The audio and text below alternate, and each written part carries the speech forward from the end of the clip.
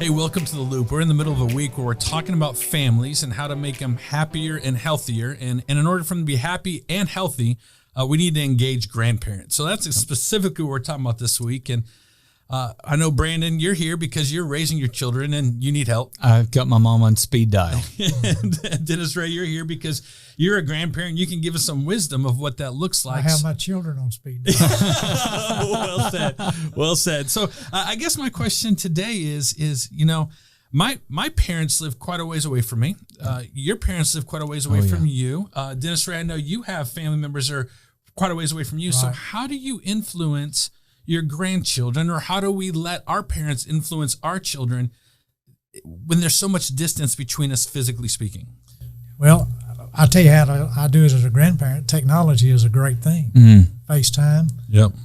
Being able to get on the phone with your grandchild who's 5 years old and carry on a 10-minute conversation, just so they hear your voice, they know who you are, they see your face.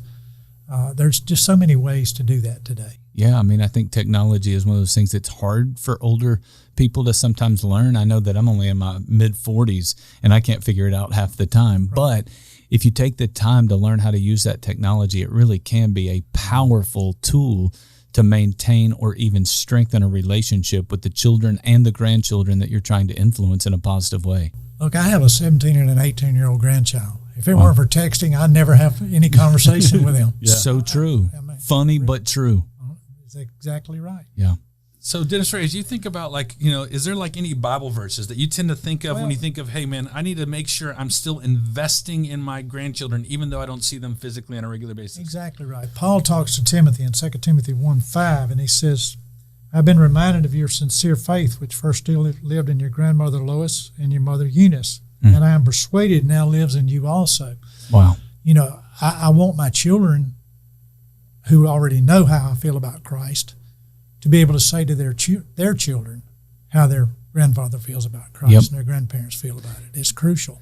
Yeah, that passage seems to suggest that the faith that lived in Timothy at first lived somewhere else. Mm-hmm. Right. And so because of the relationship that Timothy had with his mom and his grandmother, that faith got passed on to a whole nother generation, and it would not have happened unless there was a real relationship there. It's about building relationships. Yep. You have to build them. You know, Solomon in Proverbs talks about it a lot.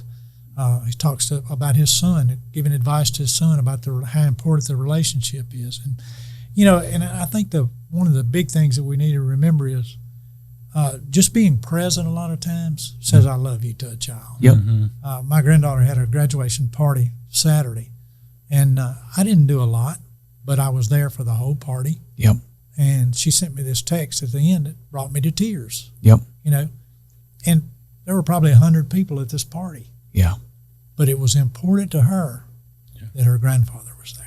Yeah, I mean, they look back at those seasons and those big events and they can say, man, not only were my parents always there for me, but my grandparents were always there for me. And so when you go back to like what Solomon was doing, I mean, he kept saying to his son over and over throughout that book, he said, do not stop listening to your father. Do not stop listening to your mother.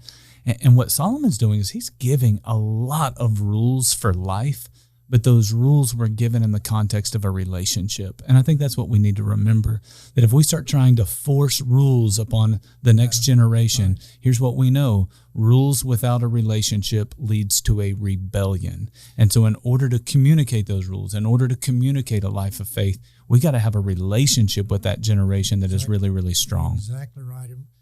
People are the same today that they were in Solomon's time. Yep. Even though we're talking about technology today and other things, and we're doing things right here that are so different. But relationships were the same. Yep. And there are going to be times when they're not going to seem interested.